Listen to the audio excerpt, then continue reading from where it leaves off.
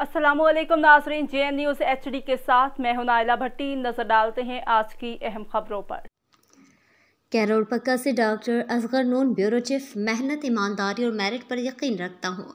Police अफसरान अपने फ़राइज़ मनसबी ईमानदारी और अहसन तरीके से सर अंजाम दे।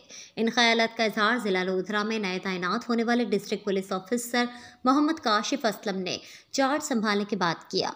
पुलिस लाइन आमद पर DPO मोहम्मद काशिफ असलम को पुलिस के चाको चौबंद दस्ते ने सलामी पेश की और DPO मोहम्मद काशिफ असलम ने यादगार 14 पर हाजिरी दी, फातिहा ख्वानी की और फूल चढ़ाए। दफ्तर आमद पर DPO ऑफिस में तैनात तमाम अफसरान, ब्रांच इंचार्जेस और अमले से फ़र्दन मुलाकात भी की।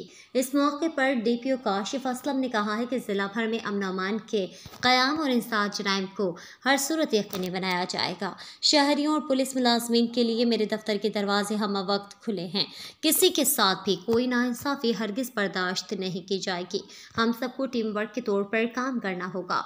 हमें पुलिस की वर्दी की इज्जत का ख़ास ख्याल रखना है और मुल्क, कौम और महकमे की बेहतरी के लिए भरपूर काम करें। DPO ऑफिस आमद पर नए तैनात district police officer Mohammad Kashif Aslam के पुलिस अफसरान के साथ